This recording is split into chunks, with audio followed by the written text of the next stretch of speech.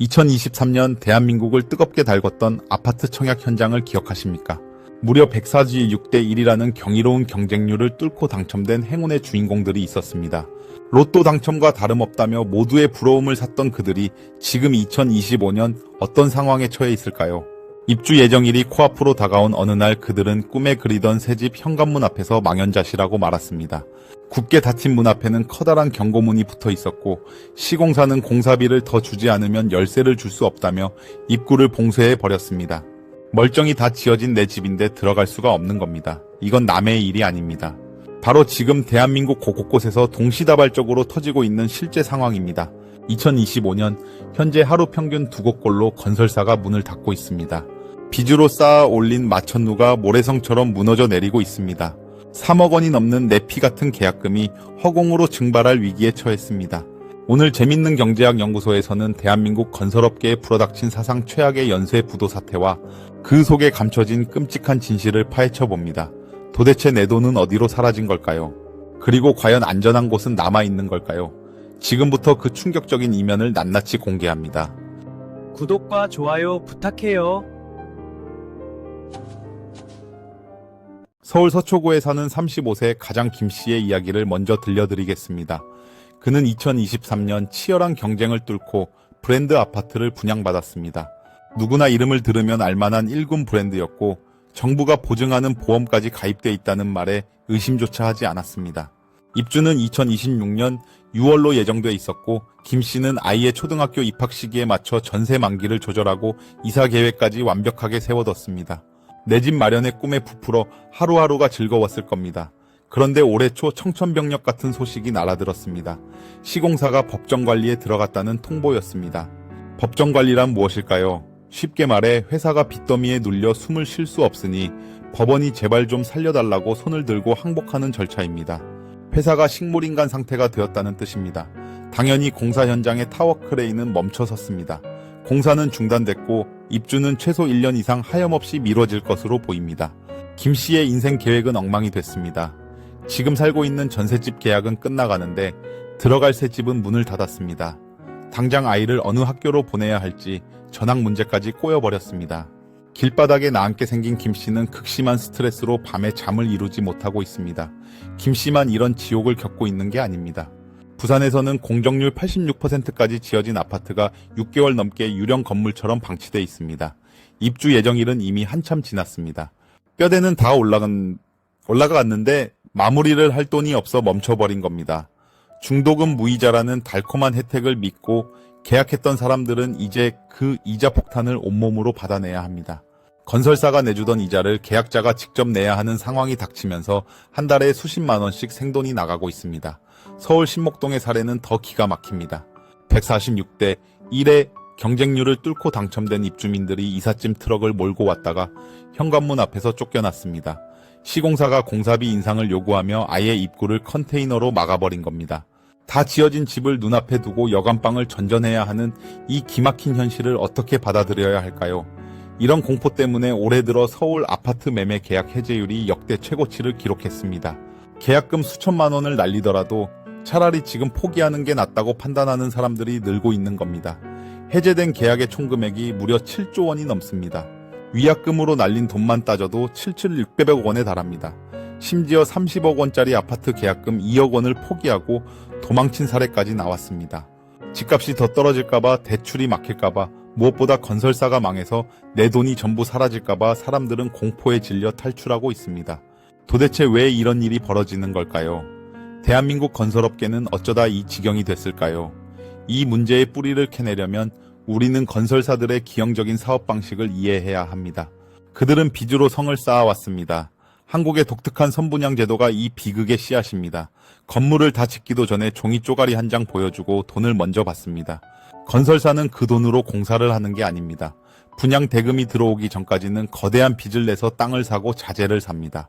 분양이 잘 되면 그 돈으로 빚을 갚고 수익을 챙기지만 시장이 조금만 삐끗하면 거대한 빚더미가 쓰나미처럼 덮쳐옵니다. 이것은 사기가 아닙니다. 빚으로 돌아가던 시스템이 한계에 부딪혀 무너지는 구조적인 붕괴입니다. 그렇다면 이 위험한 시스템은 언제 어떻게 만들어졌을까요? 시계를 조금만 뒤로 돌려보겠습니다.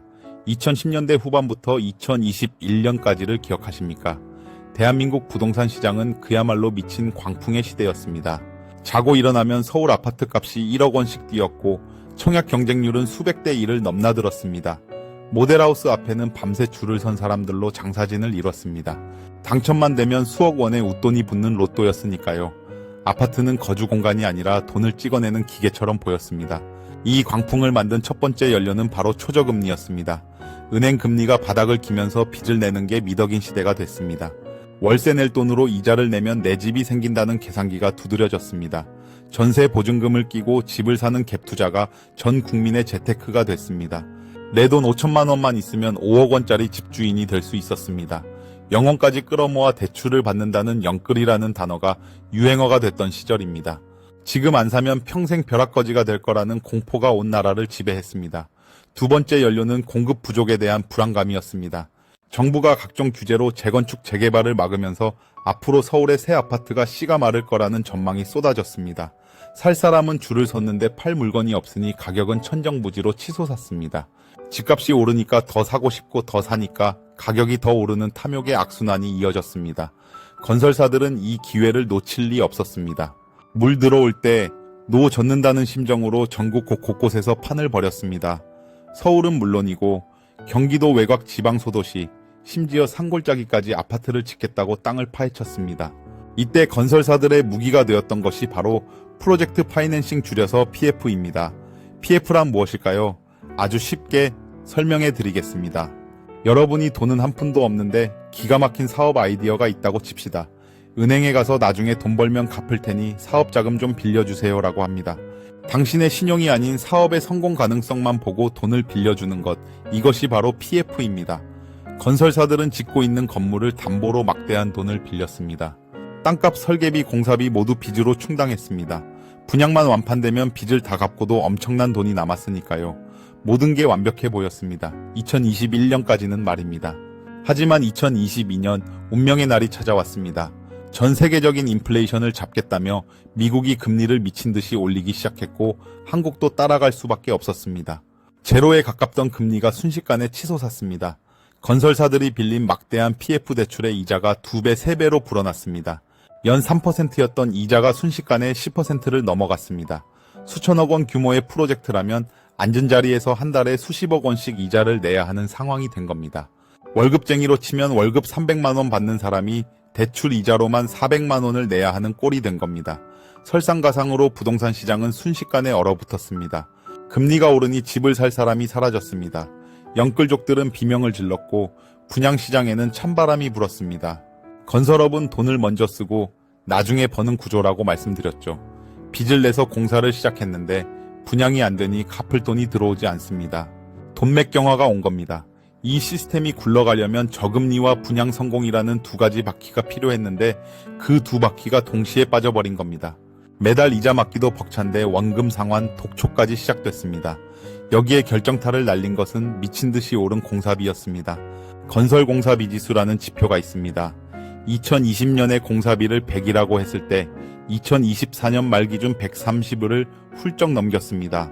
5년 전에는 1억 원이면 지을 집을 지금은 1억 3천만 원을 줘도 못 짓는다는 뜻입니다.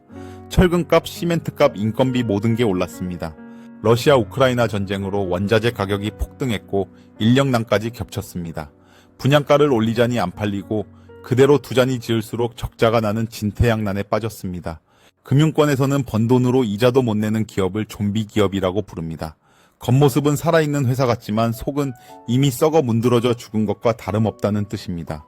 충격적인 사실은 국내 건설사 10곳 중 5곳 가까이가 이미 좀비 상태라는 겁니다. 이름만 대면 아는 중견 건설사들도 예외가 아닙니다. 2024년 3분기 기준으로 빚이 자기 자본의 4배가 넘는 부채 비율 400% 이상의 위험 기업이 수두룩합니다. 태영건설은 748%, 금호건설은 40%까지 치솟았습니다. 겉으로는 화려한 모델하우스에서 고객님을 부르며 웃고 있지만 속으로는 오늘 내일 하며 산소호흡기를 달고 있는 셈입니다. 결국 댐이 터지기 시작했습니다. 2023년 말 시공능력평가 16위의 거대 기업 태영건설이 워크아웃을 신청하며 위기의 서막을 알렸습니다. 워크아웃이란 빚잔치를 하기 전에 채권단에게 제발 만기 좀 연장해달라고 비는 것입니다. 그리고 2025년 지금 도미노 게임이 시작됐습니다. 신동아건설, 대저건설, 삼부토건, 안강건설, 삼정기업, 대우조선해양건설 등 이름 있는 중견건설사들이 줄줄이 법정 관리를 신청했습니다. 올해 3월까지만 벌써 4곳이 부도를 냈습니다. 신동아건설의 사례는 특히 충격적입니다. 여의도의 랜드마크 63빌딩을 지었던 전설적인 회사이자 파밀리에라는 아파트 브랜드로 유명한 곳입니다. 2019년에 한 차례 위기를 넘기고 재기하는 듯 했으나 5년 만에 다시 무너졌습니다. 더욱 놀라운 점은 이 회사가 장부상으로는 적자 기업이 아니었다는 겁니다. 2023년에 매출 7천여 500억 원을 올리고 영업이익도 180억 원이나 냈습니다. 그런데 고작 60억 원짜리 어음 하나를 막지 못해 법정 관리를 신청했습니다. 이것을 흑자도산이라고 합니다. 장부에는 돈을 벌었다고 적혀 있는데 금고를 열어보니 당장 쓸 현금이 땡전 한 푼 없는 겁니다. 검단 신도시 분양 현장이 결정타였습니다. 100가구를 분양하는데 신청자가 50명도 안 됐습니다. 경쟁률이 0점대였습니다. 분양이 안 되니 현금이 안 들어오고 그 사이에 만기가 짧은 어음들이 비톡촉장처럼 날아들었습니다. 흑자면 뭐합니까? 당장 갚을 돈이 없으면 망하는 겁니다. 건설사가 법정 관리에 들어가면 그 피해는 상상을 초월합니다. 하청업체들은 공사비를 한 푼도 받지 못해 줄도산 위기에 처합니다. 그들은 살기 위해 공사 현장을 점거합니다. 이것을 유치권 행사라고 합니다. 내 돈 줄 때까지 이 건물에서 한 발자국도 안 나간다는 뜻입니다. 빨간 스프레이로 유치권 행사 중이라고 쓴 현수막이 걸리는 순간 그 아파트의 완공은 기약 없이 미루어집니다. 2025년 현재 전국에서 멈춰선 공사 현장이 33곳, 그 규모가 2조 4천억 원에 달합니다. 계약금을 낸 입주 예정자들은 돈도 잃고 집도 잃는 생지옥에 갇히게 됩니다. 여기서 여러분은 이런 의문을 가질 수 있습니다. 아니, 보증보험이 있잖아요. 허그라고 불리는 주택도시보증공사가 보증을 서주는데 설마 내 돈을 떼이겠어? 맞습니다. 30가구 이상 분양하는 아파트는 의무적으로 분양보증에 가입해야 합니다. 많은 분들이 이 보증서 한 장을 믿고 수억 원을 덜컥 입금합니다. 하지만 지금 그 믿음이 산산조각 나고 있습니다. 2024년 허그의 분양 보증사고 금액이 1조 1000조 500억 원을 돌파했습니다. 건설사 부도로 인한 사고 규모가 1조 원을 넘긴 건 2008년 세계 금융위기 이후 처음입니다. 문제는 이 보증이 여러분이 생각하는 것처럼 만능 해결사가 아니라는 점입니다. 건설사가 망했다고 해서 허그가 바로 내 계좌로 돈을 쏴주는 게 아닙니다. 허그는 먼저 공사를 이어받을 다른 건설사를 찾으려고 합니다. 이걸 승계 시공이라고 합니다. 그런데 생각해 보십시오. 자재비는 폭등했고 이미 망한 현장입니다. 수익성이 없는 이 폭탄을 떠안으려는 건설사가 있을까요? 없습니다. 대체 시공사를 구하지 못해 시간만 질질 끌다가 결국 환급 이행 절차로 넘어갑니다. 이 과정이 짧게는 몇 달, 길게는 몇 년이 걸립니다.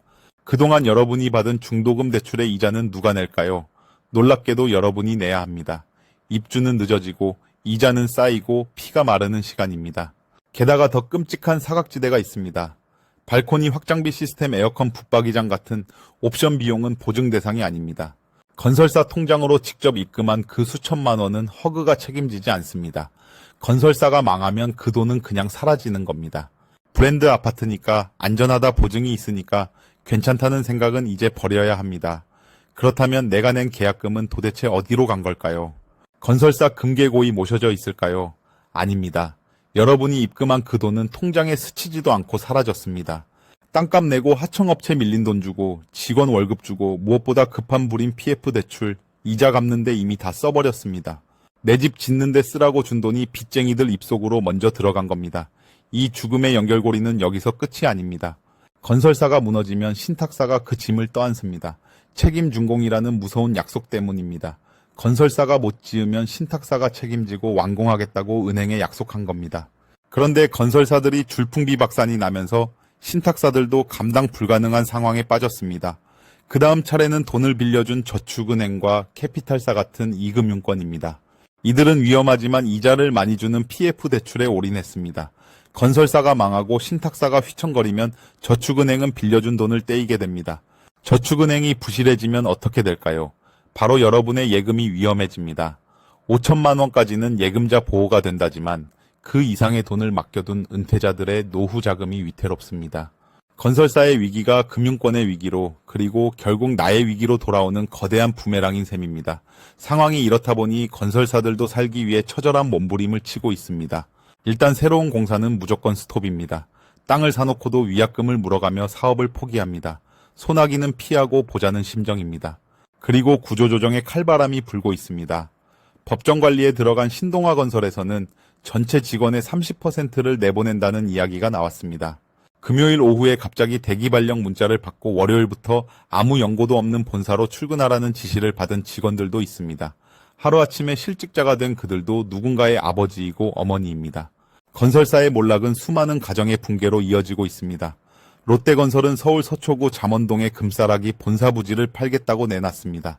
TLENC, SK에코플랜트 같은 대기업들도 본사를 서울 외곽으로 옮기며 허리띠를 졸라매고 있습니다. 갖고 있는 건 다 팔아서 현금을 만들겠다는 겁니다. 하지만 살 사람이 없습니다. 모두가 돈이 없으니까요. 금매로 내놔도 안 팔리는 부동산 시장의 빙하기가 기업 간 거래에서도 똑같이 벌어지고 있습니다. 정부와 은행들이 부랴부랴 대책을 내놓고는 있습니다. 만기를 연장해주고 보증 한도를 늘려주고 안 팔린 아파트를 사주겠다고 합니다. 하지만 이건 진통제일 뿐 수술이 아닙니다. 골문 상처를 반창고로 가린다고 낫지 않습니다. 한국은행 총재도 말했습니다. 망할 곳은 망해야 한다고 말입니다. 고통스럽더라도 옥석을 가려내고 부실을 터뜨려야 새살이 돋는다는 뜻입니다. 업계에서는 4월 위기설, 9월 위기설이 끊임없이 돌고 있습니다. 폭탄 돌리기가 언제 멈출지 아무도 모릅니다. 그렇다면 이런 혼돈의 시대에 우리는 어떻게 생존해야 할까요? 내 소중한 자산을 지키기 위해 당장 무엇을 확인해야 할까요? 첫째, 이제는 브랜드만 보고 청약하는 시대는 끝났습니다. 계약 전에 반드시 시공사의 재무제표를 뜯어봐야 합니다. 전자공시 시스템에 들어가서 회사 이름을 치면 누구나 볼 수 있습니다. 부채 비율이 얼마인지, 현금은 얼마나 있는지 확인하십시오. 빚이 자기 자본의 400%가 넘는다면 그 회사는 시한폭탄입니다. 숫자는 거짓말을 하지 않습니다. 화려한 광고 모델 뒤에 숨겨진 빚더미를 직접 확인하셔야 합니다. 둘째, 책임준공의 주체가 누구인지 확인하십시오.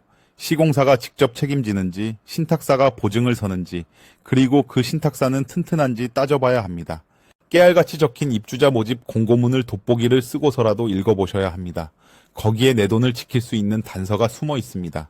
셋째, 가장 확실한 방법은 기다림입니다. 불확실성이 너무 클 때는 현금을 쥐고 관망하는 것이 최고의 투자입니다. 지금처럼 건설사가 줄도산하는 시기에는 선분양보다는 이미 다 지어진 후분양 아파트를 노리거나 등기가 난 구축 아파트를 매수하는 것이 훨씬 안전합니다. 완공된 아파트는 적어도 입주를 못할 걱정은 없으니까요. 조금 비싸게 주더라도 안전을 사는 것이 3억 원을 통째로 날리는 것보다 낫습니다.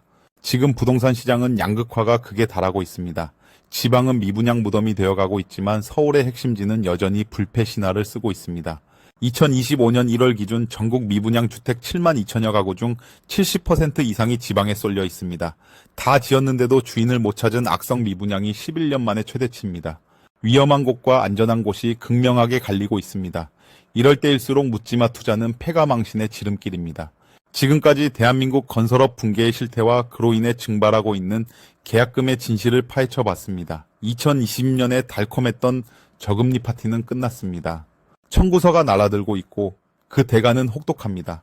빚으로 쌓아 올린 성은 금리라는 파도 한 번에 허무하게 무너지고 있습니다. 그리고 그 잔해에 깔리는 것은 언제나 정보에 어둡고 힘없는 개인들입니다. 여러분은 어떻게 생각하십니까? 지금이 위기일까요? 아니면 현금을 가진 사람에게는 다시 없을 기회일까요? 건설사의 줄도사는 언제까지 이어질까요? 여러분의 다양한 의견을 댓글로 남겨주시면 다음 영상 제작에 큰 힘이 됩니다. 다음 편에서는 건설사 위기 이후 재편될 대한민국 부동산 시장의 미래 지도와 진짜 고수들이 준비하고 있는 내 집 마련 전략에 대해 더 깊이 있게 분석해 보겠습니다. 내 돈을 지키는 힘은 아는 것에서 나옵니다. 누구보다 빠르게 생존 정보를 받아보고 싶다면 지금 바로 구독과 좋아요 버튼을 눌러주십시오. 알림 설정까지 해두시면 이 위기의 시대에 살아남는 법을 가장 먼저 확인하실 수 있습니다. 재밌는 경제학 연구소였습니다. 다음 시간에 뵙겠습니다.